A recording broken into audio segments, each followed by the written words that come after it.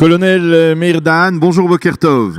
Boker Tov. Alors, dans quelques heures, le nouveau chef d'état-major, le 22e chef d'état-major de Tzahal, prendra ses fonctions. Il s'agit du général Aviv Kochavi, un général que vous connaissez bien. Alors, nous voulions d'emblée que vous nous parliez de lui. Qui est Aviv Kochavi? Aviv Kochavi, c'est un jeune, il a que 36 ans à l'armée. Il y a des généraux plus vieux que lui, mais est apparemment très très très brillant, issu des unités spéciaux. Il a commandé toute la chaîne de commande possible dans les unités et l'armée de terre. Et je crois que ce qui a fait de lui le chef d'état-major, c'est surtout sa période en tant que Rosh Amman, responsable des renseignements de l'armée. Oui. Là où avec le chef d'état-major Eisenkot, ils ont fait un travail extraordinaire. C'est un homme très ferme, très fin. À nouveau, on aura un chef d'état-major qui parlera beaucoup moins, encore moins que. Ah oui, parce que Gadi Eisenkot parlait pas beaucoup déjà. Hein. Il parlait pas du tout. C'est-à-dire, c'est pas un homme c'est un homme qui ne parle pas mais qui agit, on va dire. Il agit très très bien. Il parle pas à l'extérieur de l'armée. Dans l'armée, il parle beaucoup et il fait beaucoup. Alors, on parle beaucoup de son côté, de son aspect innovateur. C'est important d'avoir un chef d'état-major innovateur dans un pays qui est considéré comme la nation de l'innovation. En quoi il est innovateur, en quoi il est créatif, Aviv Kochavi? Dans sa période, ce qui le présente, c'est sa capacité de penser tout le temps, ce qu'on dit en hébreu, en dehors des sentiers battus. Voilà, c'est ça. Voilà. Mais ce qui est important avec lui, c'est que n'importe quelle idée qu'il a, il le teste d'abord. Il se consulte avec son entourage. Il présente son idée. Il fait des études très très très approfondies avant d'impliquer quoi que ce soit ou donner un ordre. Lui, il a la connaissance de la capacité du pouvoir de la commande, de ce qu'il fait. Et que les gens en dessous de lui réagissent par rapport à ses commandes. Il s'assure que ses ordres sont bien étudiés et bien compris dans la tête jusqu'au dernier soldat. Et c'est ce qui le signale très très fort. Je crois encore, je reviens à sa période en tant que chef de renseignement de Tzahal, c'est que dans son époque, il y a eu beaucoup d'unités transparentes, ce qu'on appelle, on ne connaît pas les noms, les chiffres ou l'activité. Ouais. Et l'unité 8200 a grandi, a doublé sa quantité de soldats et capacité. Le cyber aussi, la lutte contre... Voilà. Alors, dans sa période à lui, je crois que le niveau de renseignement que Tzahal a fourni aux autres services de sécurité était crucial et très, très, très important. Je crois que c'était la base de tout le mouvement que Eisenkot a mené l'armée avec. Alors, on dit aussi que c'est un philosophe. Il est végétarien, il est philosophe, il est diplômé d'Harvard. C'est tout à fait impressionnant, n'est-ce pas? C'est-à-dire comment toutes ces qualités sont réunies dans un seul homme? Eh ben, grâce à Dieu, on est très très heureux d'avoir des hommes pareils. Que l'armée d'ailleurs est bourrée, beaucoup de gens de ce genre aujourd'hui. Ça montre que la formation militaire est très très sélective et très précise, très précieuse et apparemment elle marche bien. Aujourd'hui, l'état-major contient des généraux de très très très très haut niveau avec un énorme savoir-faire et surtout, et là pour moi c'est très très important, tout en gardant leurs valeurs humaines et peu importe d'où ça vient. Alors, on raconte, dites-moi si je me trompe, on raconte que déjà à l'époque de l'opération Chomat Magen, Rempart, au moment de l'Intifada en 2002, en mars 2002, avril 2002, il s'était distingué. C'est lui qui avait initié cette fameuse entrée des forces israéliennes à l'intérieur des villes, hein, qui n'étaient plus occupées par les Israéliens depuis plusieurs années. Et cette entrée dont on avait beaucoup parlé à l'époque, par les murs, c'est-à-dire non pas entrer par les portes, mais entrer par les murs en défonçant les murs pour surprendre les adversaires. C'est lui qui était fait effectivement à l'initiative de cette technique. Ouais, encore, comme j'ai fait partie de cette opération et à Jenin et dans le sud, j'étais de moitié de période. Et écoutez, ça vient de son éducation des unités spéciaux. On fait des choses différemment de ce qu'on attend de nous. Je vous rappelle que à l'époque de Chomat Magen, on a découvert, devant le public, l'armée le savait déjà, que les Palestiniens utilisent les chaînes d'explosifs. C'est ça, des mines. Ces minés et d'autres effets. Et surtout autour des portes, des immeubles, ils ont fait appel aux soldats de passer par. C'est ça. Et lui a bien étudié la situation avant de lancer ses soldats à l'intérieur et développer d'autres systèmes de faire entrer pour contourner cette trappe, piège. Alors, Meir, on vous a sollicité plusieurs fois ces derniers mois autour de ce qui se passe dans le sud du pays et puis après aussi dans le nord du pays avec la découverte des tunnels offensifs du Hezbollah. La question que l'on se pose maintenant, c'est qu'est-ce qui va changer ? Est-ce que on peut parler d'un changement dans la continuité de la politique de Tsahal face, par exemple, au Hamas, mais aussi aux menaces qui viennent du nord ? Ou alors, ça va totalement changer ? On va assister à un changement assez net avec de politique avec Aviv Kochavi, c'est-à-dire peut-être plus ferme, plus musclé, surtout par rapport au Hamas. Non, parce que je rappelle ce que je dis tout à l'heure, les décisions d'Azekot ont été basées pas mal sur un concept bâti surtout avec Aviv Kochavi. Donc, vous savez, l'activité dans le nord malheureusement restera le centre de l'activité de l'armée israélienne, car le vrai danger vient de là-bas, peut venir de là-bas, et c'est une situation qu'il faut maintenir et persister afin d'éloigner les Iraniens des frontières israéliennes et le Hezbollah, et surtout l'idée de rendre cette région une nouvelle frontière chaude. Donc l'activité obligée de continuer là-bas. Le Hamas, c'est du bruit. Ça fait beaucoup de bruit, beaucoup de dérangements. Mais c'est pas une menace existentielle, on va dire. D'abord, jamais ça a été une menace existante. Et ça a été toujours accompagné par des effets secondaires gênants et embarrassants, mais effets secondaires. Et mis à part le bruit et le drame humanitaire qu'il y a là-bas, ça présente aucune importance de trop pour que l'armée s'occupe spécialement de ça. Il faut comprendre aussi que le problème de la bande de Gaza commence à finir surtout sur un problème de niveau de l'État qui doit prendre ses décisions.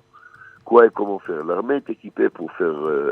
l'armée présente beaucoup de plans au gouvernement. C'est au gouvernement de prendre la décision.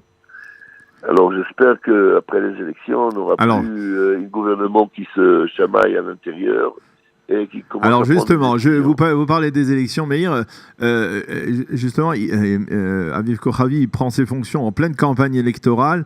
Est-ce que vous avez le sentiment, vous le connaissant, que c'est un homme qui, même en arrivant, alors qu'il n'a pas encore, il vient à peine d'endosser ses responsabilités extrêmement importantes, il aura par exemple, il sera prêt à tenir tête on va dire, au gouvernement si celui-ci voulait se lancer peut-être dans des opérations militaires conditionnées par justement cette campagne électorale. C'est arrivé dans le passé. Est-ce que vous pensez que c'est quelque chose qui peut arriver? Denis, ce qui est arrivé dans le passé, c'est des positions militaires par rapport aux positions du gouvernement. C'est ça. C'est-à-dire, ça n'a rien à voir avec la politique. L'armée ne s'occupe pas de politique, il n'a aucune position politique et l'armée exécute des ordres du gouvernement, pointe à la ligne. Et grâce à Dieu, ce n'est pas en question. Je crois que c'est très symbolique le fait qu'on nomme le chef d'état-major juste au début d'une campagne électorale très très importante et très mouvementée et pour montrer que ça n'a rien à voir. Donc les positions de l'armée seront toujours proposées au gouvernement et ce sera toujours au gouvernement d'agir et de prendre ses décisions. Je crois qu'avant-hier, on a eu occasion de voir Premier ministre et ministre de la Défense, Netanyahou, qui a fait des déclarations que l'armée voulait s'arracher ses cheveux et par rapport à ces déclarations, mais personne, vous n'avez pas entendu un mot de la part de l'armée. Rien, c'est que des rumeurs. Car on accepte que le Premier ministre et bien sûr le ministre de la Défense ont leur droit de choisir avec quels éléments ils utilisent dans leur comportement général envers la frontière. Malheureusement, ça se sent un peu mélange politique interne, mais l'armée n'a aucune position là-dessus. Donc je répète, l'armée n'a pas de position politique, pointe à la ligne, et grâce à Dieu que c'est comme ça. Alors, parmi les objectifs, en tout cas les défis d'Aviv Kochavi, on a évoqué le fait que lui-même, dès son arrivée, allait s'efforcer de freiner cette tension, cette tendance à vouloir réduire le service militaire obligatoire dans l'armée israélienne.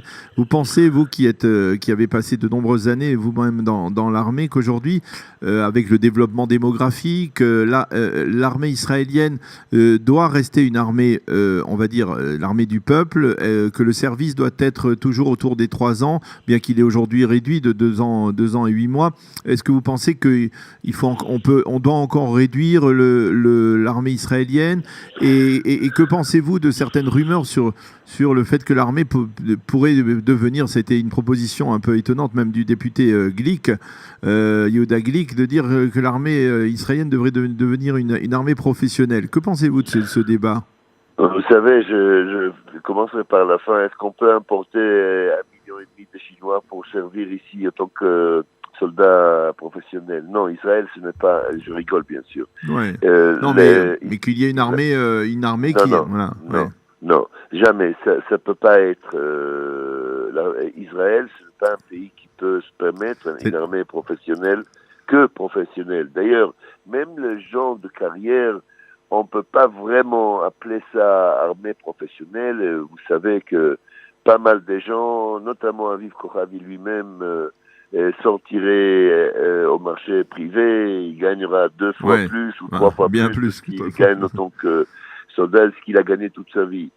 Et non, Israël, c'est un pays qui a besoin d'un engagement mental, de valeur, de tout corps et cœur pour servir dans son armée. Ça, c'est un. Pour votre autre partie de votre question, vous savez, il ne s'agit pas d'une dynamique de réduire la durée du service militaire. Aujourd'hui, l'armée basée sur l'armée régulière et les soldats qui s'engagent maintient la sécurité quotidienne. L'armée de réserve est là pour joindre l'armée régulière en cas de crise et renforcer. Ce qui n'était pas le cas aux années précédentes. Former un soldat, ça dure beaucoup de temps. Parfois, ça peut arriver jusqu'à 2 ans. Je vous rappelle que les pilotes, c'est 3 ans de première phase de formation et ensuite il faut encore 2 ans de formation. Vous savez, on peut pas raccourcir ça. On peut pas vouloir avoir une des meilleures armées du monde et puis raccourcir ce processus. Voilà. Et à mon avis, d'ailleurs, vu de votre question, je crois que une des choses les plus importantes qu'on verra dans la période de Kochavi, c'est la continuation de modifier la structure de l'armée. Oui. Notamment de certaines unités, est-ce que elles resteront telles qu'elles sont? Ah oui, vous me parliez en antenne de cette unité qui a été fondée, cette brigade des commandos qui a été fondée. Vous dites que Kochavi n'est pas particulièrement favorable à son maintien. Voilà, alors pourquoi? Je crois que c'est une des grandes questions. Est-ce que elle restera de même forme? Moi, je crois que elle va changer parce que il y a eu pas mal d'exercices de cette unité. Ils ont fait des performances extraordinaires, mais je crois qu'ils pensent que la concentration de gestion de toutes ces unités sous le même chapiteau enlève de leur originalité. Eh oui. Et que leur indépendance et activité à part a toujours fait sa qualité, et donc je crois que on comprend bien le moyen de revenir vers alors, un peu en arrière. Pour résumer, Meir, on comprend bien que Aviv Kochavi sera dans la continuité de la politique menée par Gadi Eisenkot dans le macro, mais dans le micro, eh bien, on va assister à certaines modifications, certains réajustements. Oui. C'est cela? Oui, et très très très bientôt, on verra ça. D'ailleurs, sur le côté logistique de l'armée, oui. Je crois que là, on va voir un changement vraiment radical. Il va reformer tout ce département logistique, car il était connu qu'il était de même avis de ministre Lieberman à l'époque, qui voulait ramener le département logistique à redevenir indépendant. C'est d'ailleurs pourquoi il y a 2 généraux, l'un en dessous l'autre, ça n'a jamais été annulé, parce que la rumeur dit que Kochavi a demandé personnellement à Eisenkot de garder la position des généraux dans les 2 unités, alors qu'ils doivent être une en vue de son arrivée à l'état-major, en tant que chef d'état-major. Je crois qu'on verra des changements très importants là-dessus. Eh bien, on a bien compris. Merci beaucoup, Meir Dahan, de nous avoir parlé de Aviv Kochavi, que vous connaissez bien, n'est-ce pas? Vous connaissez depuis de nombreuses années.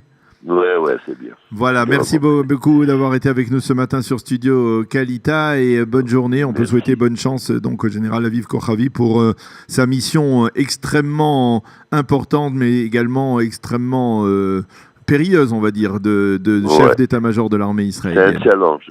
Être le chef d'état-major de l'armée israélienne, c'est un grand challenge. Ouais. Eh bien, merci beaucoup, Meir Dahan, d'avoir été avec nous ce matin sur Studio Kalita, et bonne journée. Merci, au revoir, bonne journée. Voilà, nous allons marquer une pause musicale, et tout de suite après, la revue de la presse et des médias.